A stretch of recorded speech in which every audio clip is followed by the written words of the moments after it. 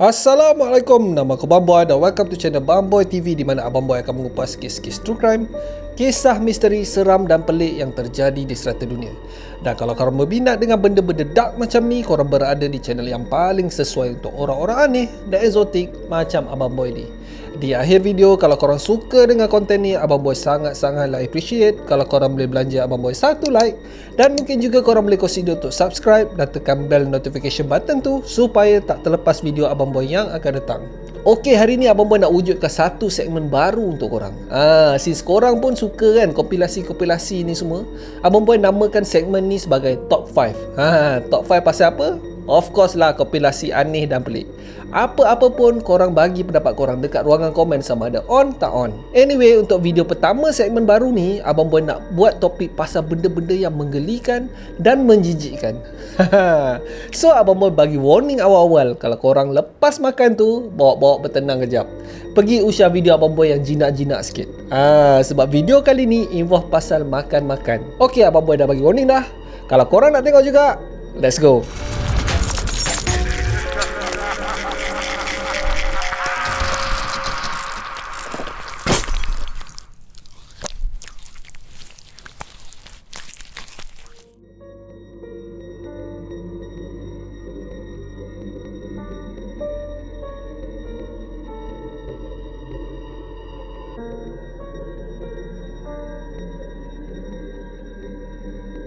Entry pertama dalam list ni membawakan kita ke Hong Kong.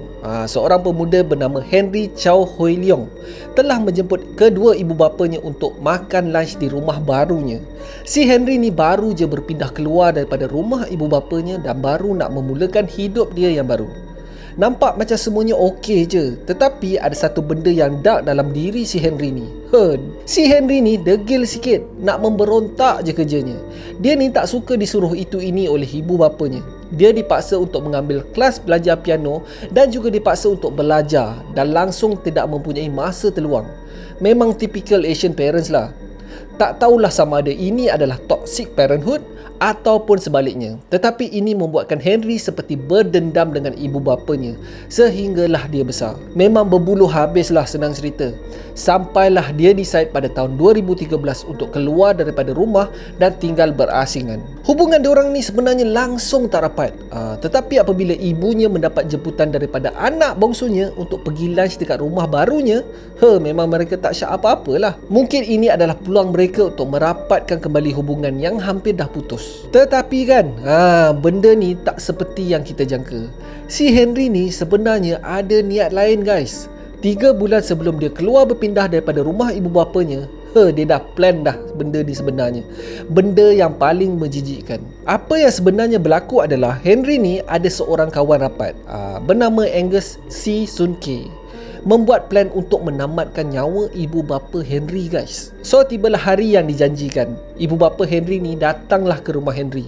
Masuk-masuk je kat dalam rumah, Angus yang entah daripada mana datangnya terus menutup mulut ibu Henry ni daripada belakang dan leher wanita tak bersalah tu. Henry yang dalam keadaan panik tanpa berfikir panjang terus menikam leher bapanya pula. Bapak dia tak mati terus tau time ni. Angus terus leher bapaknya pula untuk mendiamkannya. Dia akibatkan rasa bersalah yang teramat sangat, Henry terus keluar daripada rumah tu untuk menenangkan diri. Entah manalah dia pergi. Tetapi selepas 4 hari, dia pulang semula ke rumahnya dan mendapati yang si Angus ni dah siap memotong anggota tubuh mangsa. Kesemua daging-daging tu disusun dekat dalam peti ais. Okey, sekarang ni dorang hadapi masalah macam mana nak mengelupuskan bahan bukti. Fikir punya fikir. Last dorang decide satu benda gila. Dorang lumurkan daging-daging tu dengan garam dan sebahagian daripada daging tu diperap dalam sos barbecue. Korang rasa apa yang dibuat? Yes guys, dorang berdua makan daging tu macam daging barbecue je. Dorang salai menatang tu macam daging lembu. Nak tahu tak macam mana dorang ni ditangkap? Selepas 5 hari, Henry sendiri pergi ke balai polis dan melaporkan kehilangan kedua-dua ibu bapanya. Dia mengatakan yang ada kemungkinan mereka ni telah diculik selepas pergi ke tanah besar China. Tetapi itulah, dia ingat polis ni bodoh ke? Polis cek senarai nama penumpang kapal terbang, tetapi tak ada langsung nama ibu bapa Henry dalam senarai. Polis dah syak something dah. Siasat punya siasat.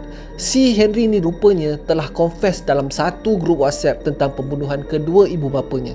Tak banyak cakap, memang kena cekup lah. Henry telah didapati bersalah atas pembunuhan kedua ibu bapanya dan menerima hukuman penjara sepanjang hayatnya. Manakala si Angus pula dijatuhkan hukuman 3 tahun je. Pelik kan? Menurut doktor psikologi yang interview kedua-dua suspek ni, mendapati yang Henry ni mempunyai IQ 126, lebih tinggi daripada paras normal. Tetapi yang si Angus ni pula memiliki IQ serendah 86 saja. Mereka merumuskan yang Henry ni telah menjadikan Angus sebagai kambing hitam dalam siri pembunuhan ni. Bukti yang telah dibentangkan di mahkamah mengaitkan si Henry adalah dalang sebenar dalam kes ni.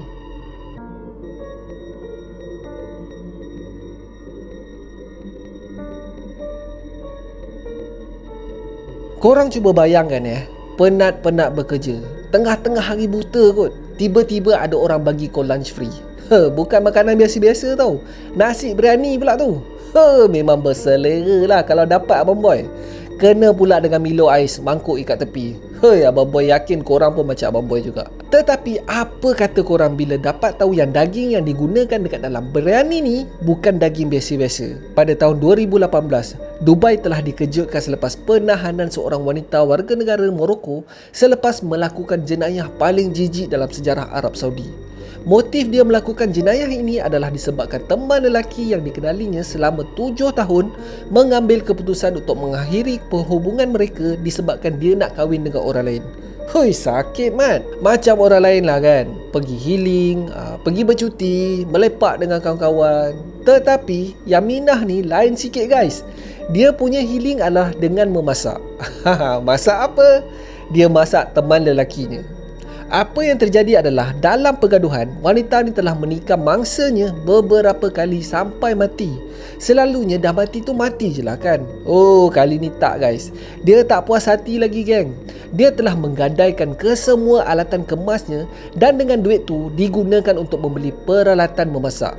Seperti pengisar daging, periuk besar dan bermacam-macam rempah ratus. Dia masak biryani gam guys. Dagingnya adalah daging teman lelakinya.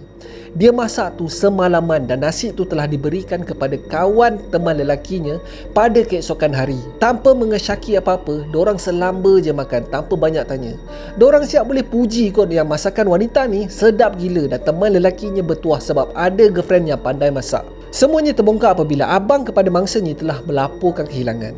Menurut wanita ni, dia telah menghalau teman lelakinya dan tak tahu pun dia pergi mana. Bila polis menebu bual jiran-jiran wanita ni, mereka dapat tahu yang terdapat satu bau busuk keluar daripada rumah wanita ni dan dikatakan mereka mendengar bunyi-bunyi seperti orang menggunakan gergaji pada malam hari. Polis kemudiannya menyerbu rumah suspek dan mendapati sebatang gigi tersekat di mesin pengisar daging. Gila lah. Pemeriksaan lanjut mendapati terdapat jari manusia terkeluar daripada plastik sampah dan beberapa cebisan daging yang telah membusuk. Ujian DNA mengesahkan yang daging itu adalah daging manusia. Wanita tu telah ditahan dan dibicarakan. Dia telah dimasukkan ke hospital sakit jiwa dan mendapat rawatan selanjutnya.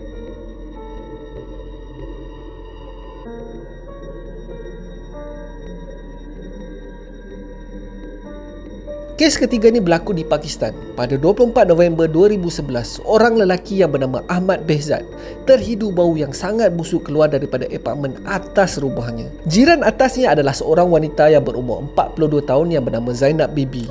Dalam keadaan curiga, dia terus ke apartmen wanita tu dan setelah dibuka pintu, dia terkejut bila mendapati yang terdapat mayat seorang lelaki tanpa kepala dan kaki terdampar di ruang tamu rumah. Zainab yang pada masa ni tengah memasak dekat dapur.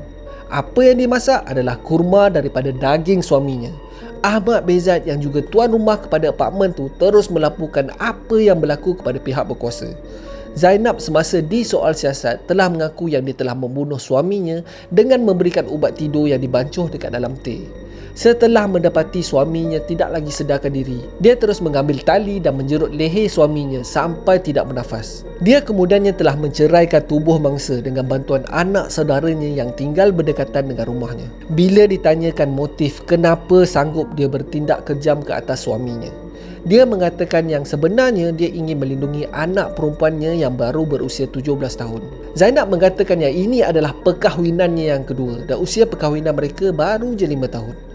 Dia mendakwa yang suaminya telah cuba untuk melakukan perbuatan terkutuk ke atas anak perempuannya. Disebabkan marah, dia bertindak untuk menghabiskan nyawa suaminya demi kehormatan anaknya. Dia plan untuk masak daging suaminya hanya untuk melupuskan bukti. Dia berniat untuk membuang kurma tu ke dalam longkang dan apabila si jirannya tanya, dia akan mengatakan yang masakan tu telah basi. Dia telah mengaku bersalah dan dijatuhkan hukuman penjara seumur hidup. Akan tetapi, dia telah dibebaskan selepas menjalani 11 tahun tempoh hukuman apabila rayuannya telah diterima oleh mahkamah.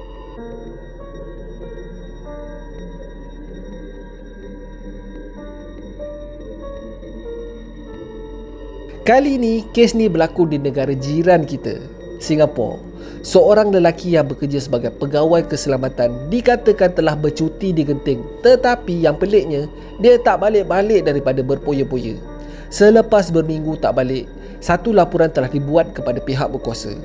Polis yang pada mulanya langsung tak mengasyaki ada elemen nak jenayah dekat dalam kes ni. Kes ni telah diklasifikasikan sebagai kes orang hilang dan dibiarkan bersawang sehingga 3 tahun. Isteri kepada mangsa iaitu Puan Ramayah telah mengundang tanda tanya disebabkan macam tak concern langsung pasal kehilangan suaminya. Tak ada nangis ke, depres ke, apa ke, tak ada langsung guys. Pada ketika itu, unit siasatan jenayah, Detektif Algamati telah membuka balik kertas siasatan dan menyoal siasat 30 orang individu yang berkaitan dengan kehilangan misteri ini. Seramai 8 orang telah ditahan reman untuk membantu siasatan. Antara 8 orang ni adalah Puan Ramayah, 3 orang abangnya dan isteri masing-masing dan juga adik lelaki Puan Ramayah. Mula-mula tu tak ada seorang pun yang buka mulut. Tetapi selepas disoal siasat berjam-jam, salah seorang daripada isteri abangnya telah pecah lubang.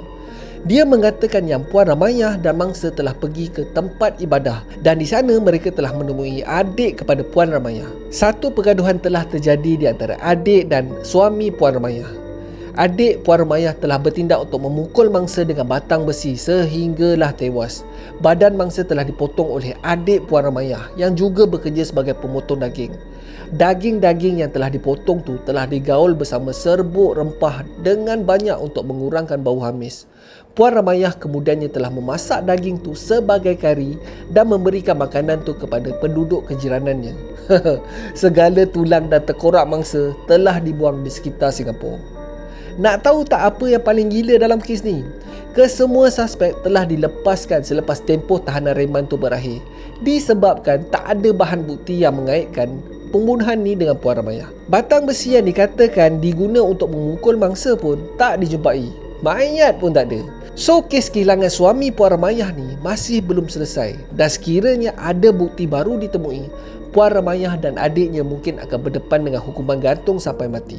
Tetapi buat masa sekarang ni, Puan Ramayah hidup bebas seperti orang biasa.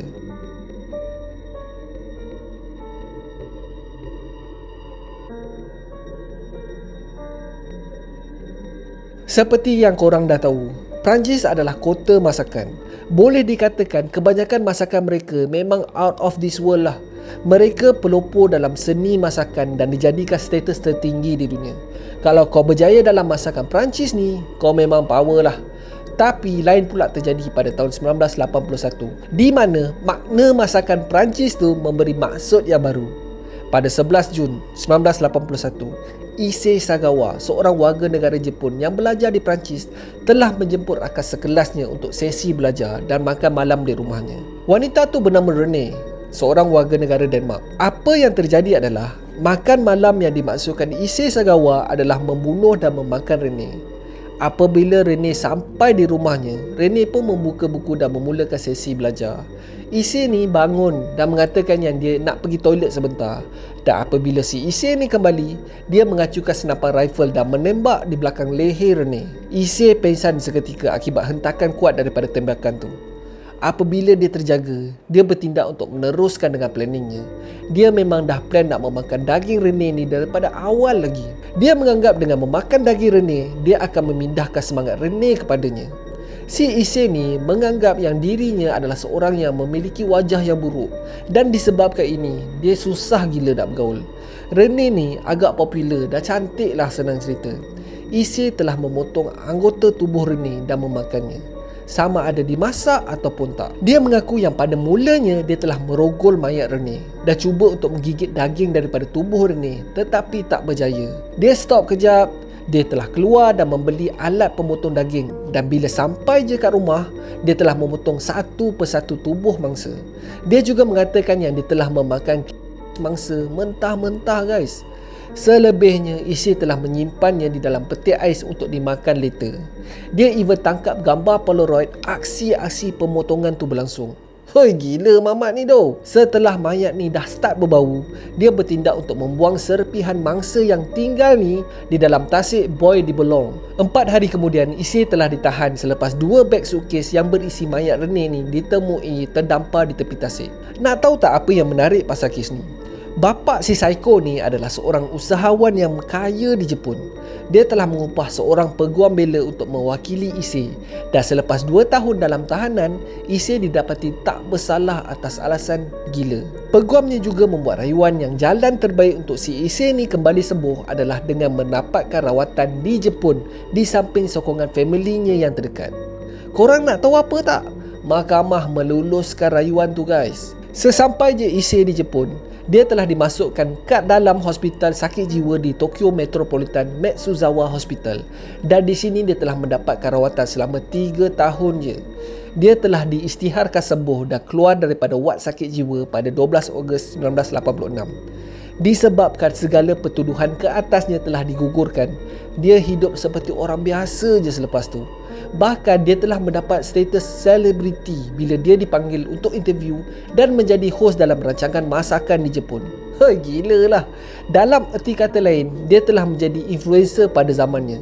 Gila guys.